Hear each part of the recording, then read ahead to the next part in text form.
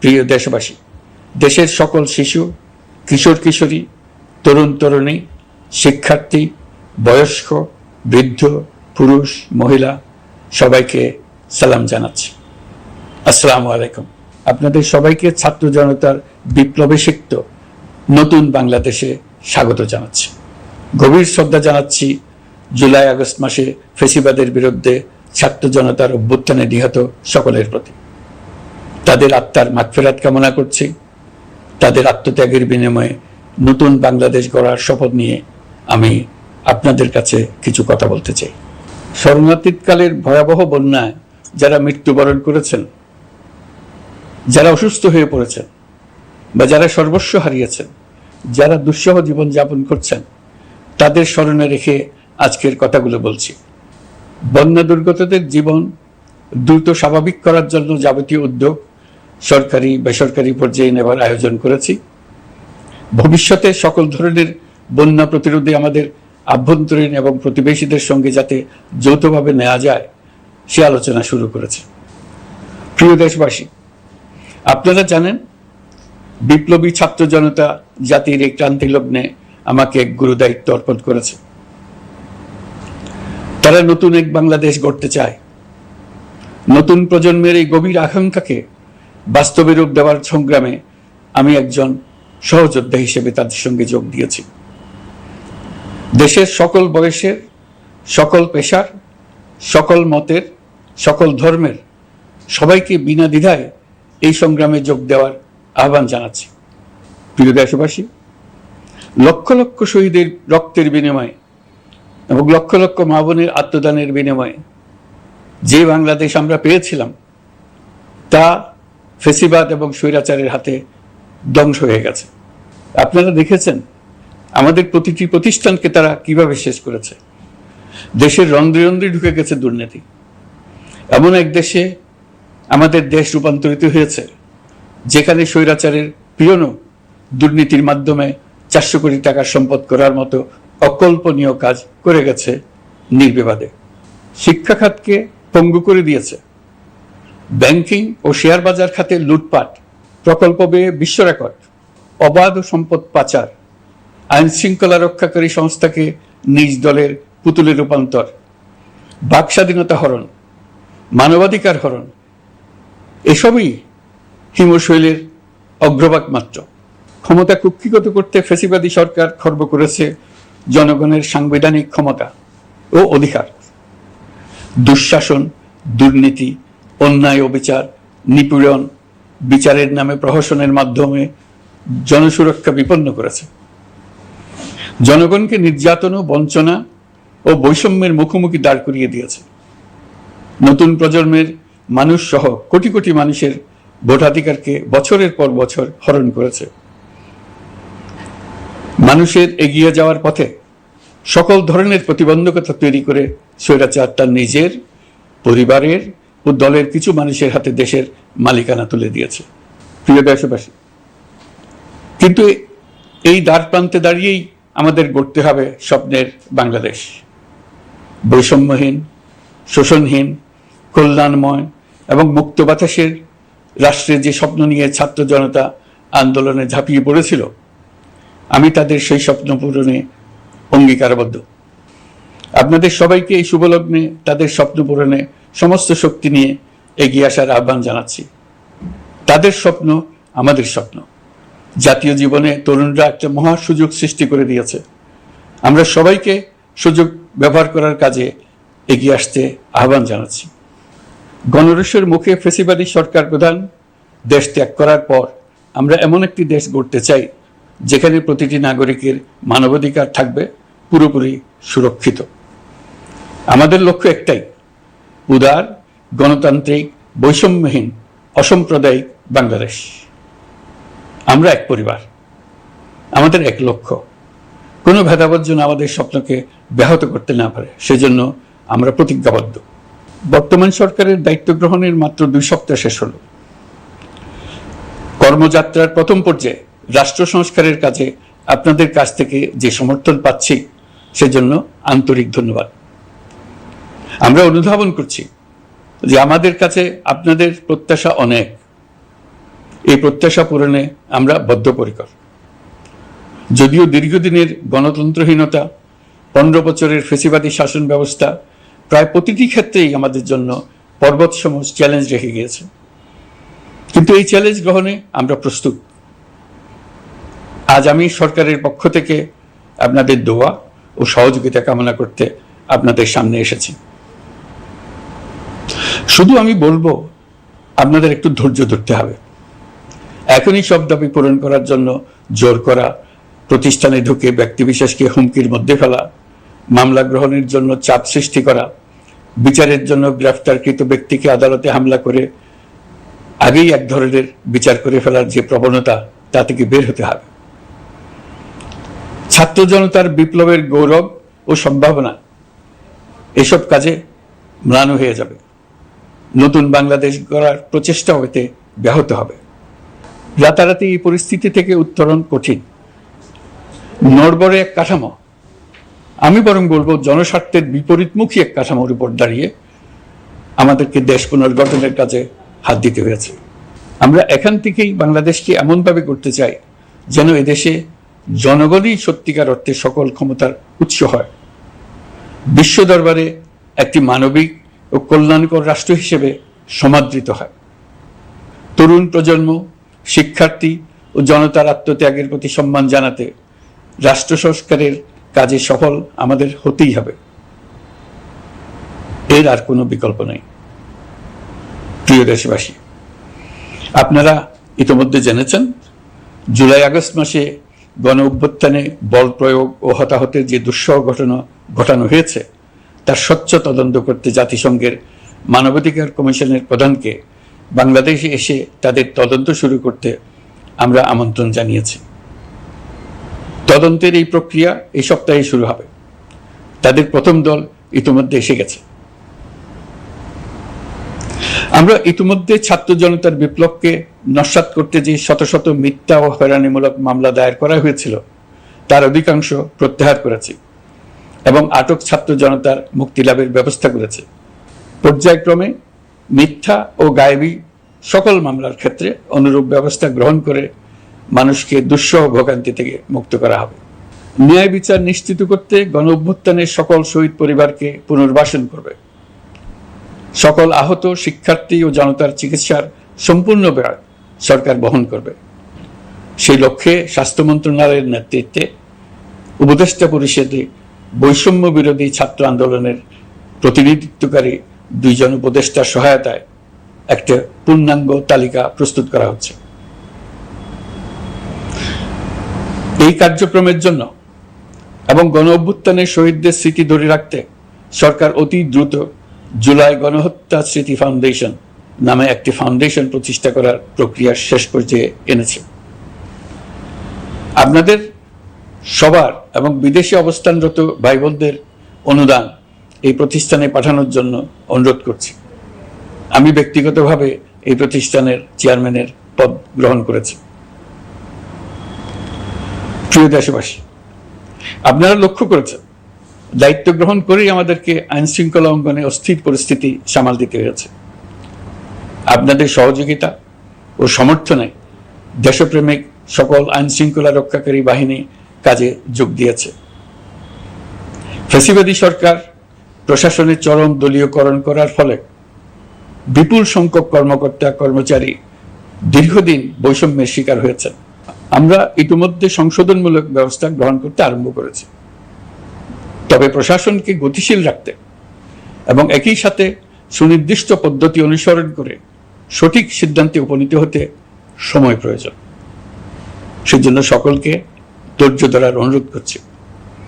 প্রশাসনের সকল ক্ষেত্রে প্রতিষ্ঠানগুলো যেন জনগণের আস্থা ফিরে পায়, সেটি আমাদের অন্যতম উদ্দেশ্য। লুটপাট ও দুর্নীতির আখড়ায় পরিণত করা ব্যাংকিং খাতে সুশাসন নিশ্চিত করার জন্য আমরা উদ্যোগ নিয়েছি। এই খাতে দক্ষ জনবল নিয়োগ দেওয়া হচ্ছে। ব্যাংকিং খাতে শৃঙ্খলা স্থাপন, ব্যবসা বাণিজ্যে সহায়ক পরিবেশ তৈরি এবং জনগণের জীবনযাপন সহজ করতে নিত্য প্রয়োজনীয় দ্রব্যমূল্য ও মূল্যস্ফীতি নিয়ন্ত্রণে আনার আমরা উদ্যোগ সচল করেছি। ব্যাংকিং খাতে দীর্ঘমেয়াদী সংস্কারের জন্য ব্যাংক কমিশন গঠন করা হবে। আর্থিক খাতে সার্বিক পরিস্থিতি ও সংস্কার বিষয়ে একটি রূপকল্প তৈরি করা হবে, যা দ্রুত জনসমক্ষে প্রকাশ করা হবে। শেয়ার বাজার, পরিবহন খাত সহ যেসব ক্ষেত্রে চরম বিশৃঙ্খলা বিরাজ করছে তা নিরসনের দ্রুত পদক্ষেপ নেওয়া হচ্ছে। বিচার বিভাগকে দুর্নীতি ও দলীয় প্রভাব মুক্ত করতে কার্যক্রম শুরু হয়েছে। একটি সুনির্দিষ্ট প্রক্রিয়ার মধ্য দিয়ে বিচার বিভাগের স্বাধীনতা ও জবাবদিহিতা নিশ্চিত করার উদ্যোগ নেওয়া হয়েছে। ফ্যাসিবাদী সরকারের বিচার বহির্ভূত হত্যাকাণ্ড, গুম, খুন, অপহরণ এবং আয়নাঘরের মতো চরম ঘৃণ্য সকল অপকর্মের ন্যায় বিচার নিশ্চিত করা হবে। এসব অপকর্মের সঙ্গে জড়িত সকলের বিচার নিশ্চিত করা হবে। তালিকা প্রস্তুত করে মিথ্যা মামলা প্রত্যাহার করা হবে। দুর্নীতি ও সম্পদ পাচারের বিচার করা হবে। আইন শৃঙ্খলার ক্ষেত্রে জনমুখী ও দলীয় প্রভাবমুক্ত জবাবদিহিমূলক কাঠামো সৃষ্টির লক্ষ্যে পুলিশ কমিশন গঠন করা হবে। জাতিসংঘের তদন্ত প্রতিবেদন, দায়িত্বপ্রাপ্ত সকল সংস্থা ও জনগণের সাথে মত বিনিময়ের মাধ্যমে কমিশনের নেতৃত্বে প্রয়োজনীয় সংস্কার করা হবে। বাংলাদেশকে আর কোনোদিন কেউ যেন কোনো পুলিশি রাষ্ট্রে পরিণত করতে না পারে তার ব্যবস্থা করা হবে। তথ্যের অবাধ প্রবাহ ও গণমাধ্যমের স্বাধীনতা নিশ্চিত করা হবে। ফ্যাসিবাদী সরকার গণমাধ্যমের উপরও দলীয়করণ ও নির্যাতনের বোঝা চাপিয়েছিল। জনগণের তথ্যের অধিকার নিশ্চিত করতে আমরা প্রতিশ্রুতিবদ্ধ। তথ্যের প্রবাহে বিদ্যমান আইনি ও অন্যান্য বাধা অপসারণ করা হবে। মত প্রকাশের স্বাধীনতা বাধাগ্রস্ত করে এমন সব আইনের নিপীড়নমূলক ধারা সংশোধন করা হবে। ইতিমধ্যে এ ধরনের আইনগুলো চিহ্নিত করে এই প্রক্রিয়া শুরু করা হয়েছে। বিদেশি সংবাদকর্মীদের এদেশে আসার পর যে অলিখিত নিষেধাজ্ঞা ছিল, ইতিমধ্যে আমরা তা তুলে নিয়েছি। বিদেশি সাংবাদিকদের দ্রুত ভিসা দিতে সংশ্লিষ্ট কর্মকর্তাদের নির্দেশ দেওয়া হয়েছে। আমরা আশা করি পরিবর্তিত পরিস্থিতিতে গণমাধ্যম কর্মীরা নিরপেক্ষ সাংবাদিকতা চালিয়ে যাবেন। শিক্ষাক্ষেত্রে চরম নৈরাজ্য প্রতিষ্ঠিত করে গেছে বিগত সরকার। আমরা তার পূর্ণাঙ্গ সংস্কারের উদ্যোগ নেব। এটা আমাদের অন্যতম অগ্রাধিকার। আপনারা জানেন, দায়িত্ব গ্রহণের পর দ্রুততম সময়ের মধ্যে সকল শিক্ষা প্রতিষ্ঠান খুলে দেওয়া হয়েছে। শিক্ষার্থীদের জন্য সৃজনশীল, নিরাপদ ও ভীতিমুক্ত পরিবেশ নিশ্চিত করা আমাদের অঙ্গীকার। একই সাথে পাঠ্যক্রমকে যুগোপযোগী করার কাজও দ্রুত শুরু করা হবে। গণতন্ত্রকে সুসংহত করতে স্থানীয় সরকার প্রতিষ্ঠানগুলোকে শক্তিশালী করা হবে এবং ক্ষমতার বিকেন্দ্রীকরণ নিশ্চিত করা হবে। ছাত্র জনতার গণঅভ্যুত্থানকে সফল পরিণতি দিতে প্রশাসন, বিচার বিভাগ, নির্বাচন কমিশন ও নির্বাচনী ব্যবস্থা, আইন শৃঙ্খলা খাত এবং তথ্য প্রবাহে প্রয়োজনীয় সংস্কার সম্পূর্ণ করে অবাধ ও সুষ্ঠু অংশগ্রহণমূলক নির্বাচন আয়োজন করা হবে। এর লক্ষ্য হবে দুর্নীতি, লুটপাট, গণহত্যার বিরুদ্ধে একটি জবাবদিহিতামূলক রাজনৈতিক বন্দোবস্তের সূচনা। বর্তমান সরকার দুর্নীতির বিরুদ্ধে স্পষ্ট অবস্থান গ্রহণ করেছে।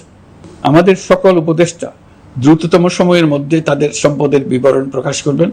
পর্যায়ক্রমে এটা সকল সরকারি কর্মকর্তাদের ক্ষেত্রেও নিয়মিত এবং বাধ্যতামূলক করা হবে। রাষ্ট্রীয় পর্যায়ে দুর্নীতির বিরুদ্ধে ব্যবস্থা গ্রহণে সংবিধানের ৭৭ অনুচ্ছেদে প্রতিশ্রুত ন্যায়পাল নিয়োগে অধ্যাদেশ প্রণয়ন করা হবে। এবার কৃষি খাতের কথা একটু বলি। কৃষি নির্ভর বাংলাদেশে কৃষকের স্বার্থ যেন সুরক্ষিত থাকে, কৃষক যেন তার উৎপাদিত পণ্যের ন্যায্য মূল্য পায়, তা নিশ্চিত করা হবে।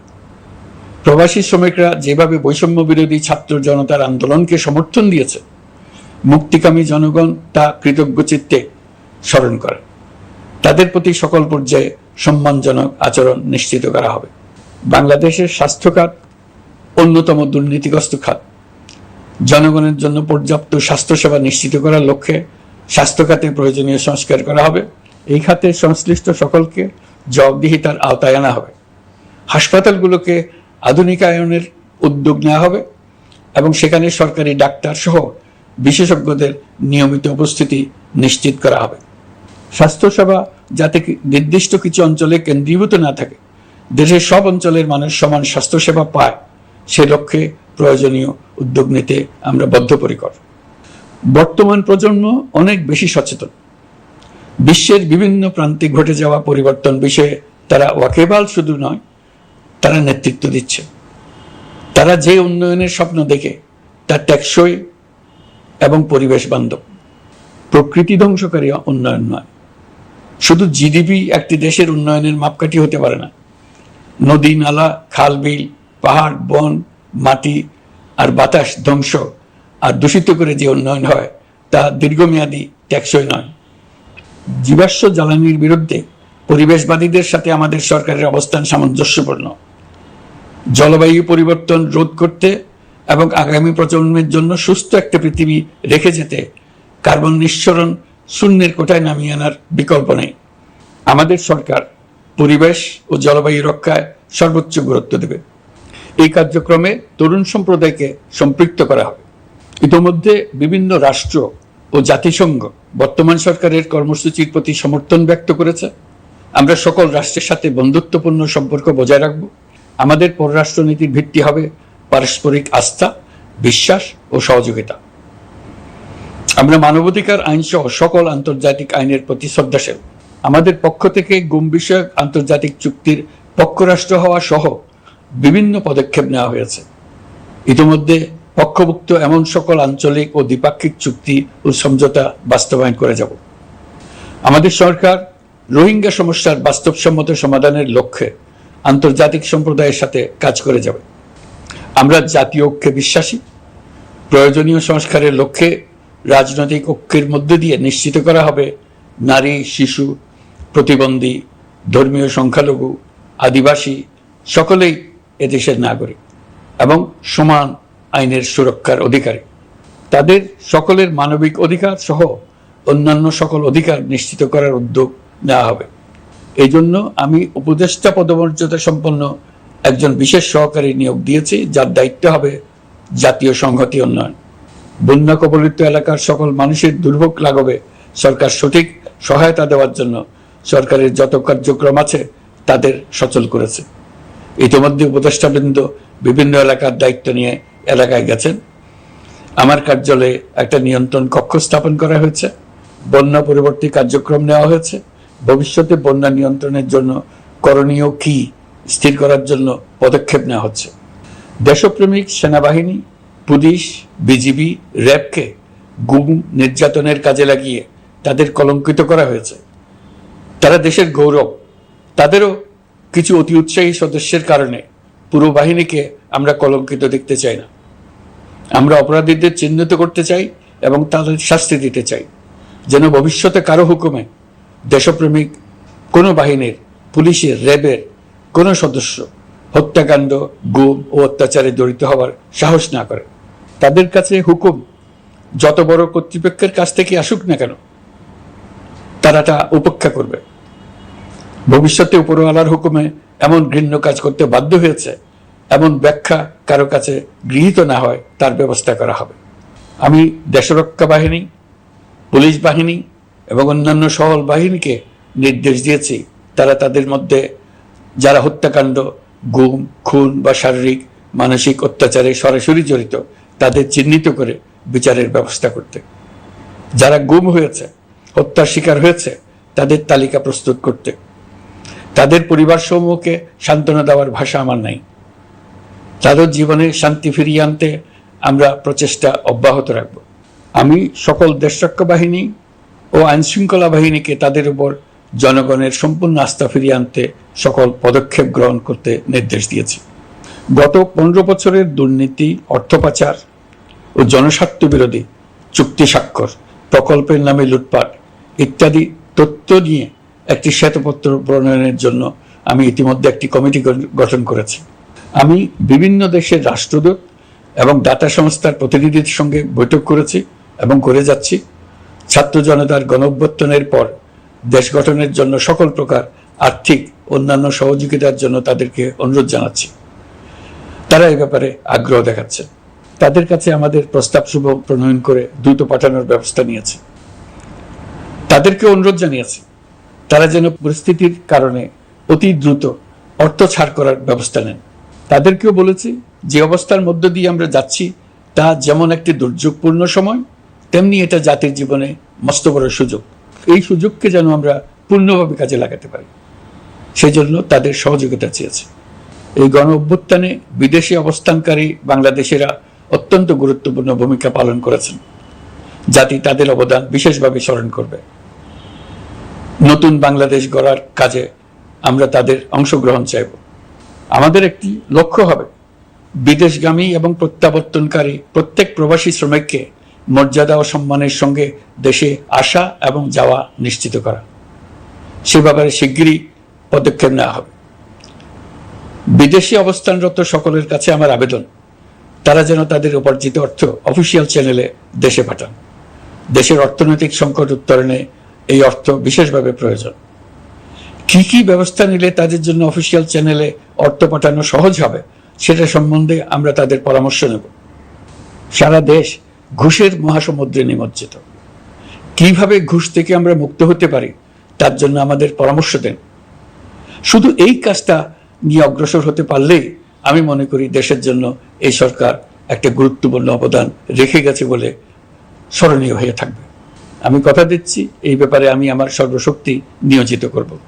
আমাদের দায়িত্ব দেশের সকল মানুষকে একটি পরিবারের বন্ধনে আবদ্ধ করা। পরিবারে মতভেদ থাকবে, বাকবিতণ্ডা হবে, কিন্তু আমরা ভাই বোন, আমরা বাবা মা, আমরা কেউ কারো শত্রু না।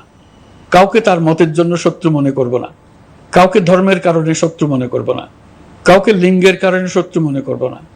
আমরা সবাই সমান, কেউ কারো উপরে, কেউ কারো নিচে না। এই ধারণা আমরা জাতীয় জীবনের সর্বক্ষেত্রে প্রতিষ্ঠিত করতে চাই। একটা বিশেষ ব্যাপারে আমরা আপনাদের সহযোগিতা চাচ্ছি। আমাদের দায়িত্ব গ্রহণের পর থেকে প্রতিদিন সচিবালয়ে, আমার অফিসের আশেপাশে, শহরের বিভিন্ন স্থানে সমাবেশ করা হচ্ছে। গত 16 বছরের অনেক দুঃখ কষ্ট আপনাদের জমা আছে, সেটা আমরা বুঝি। আমাদের যদি কাজ করতে না দেন তাহলে দুঃখ ঘোচানোর সকল পথ বন্ধ হয়ে যাবে। আপনাদের কাছে একান্ত অনুরোধ, আমাদের কাজ করতে দেন। আপনাদের যা চাওয়া তা লিখিতভাবে আমাদেরকে দিয়ে যান। আমরা আপনাদের বিপক্ষ দল নয়। আইনসঙ্গতভাবে যা কিছু করার আছে আমরা অবশ্যই তা করব, কিন্তু আমাদেরকে ঘেরাও করে এই গুরুত্বপূর্ণ দিনগুলোতে আমাদের কাজে বাধা দেবেন না। সবাই মিলে তাদের বোঝান, তারা যেন এই সময়ে তাদের অভিযোগের প্রতি দৃষ্টি আকর্ষণের জন্য আমাদের দৈনন্দিন গুরুত্বপূর্ণ কাজে বাধা না দেন।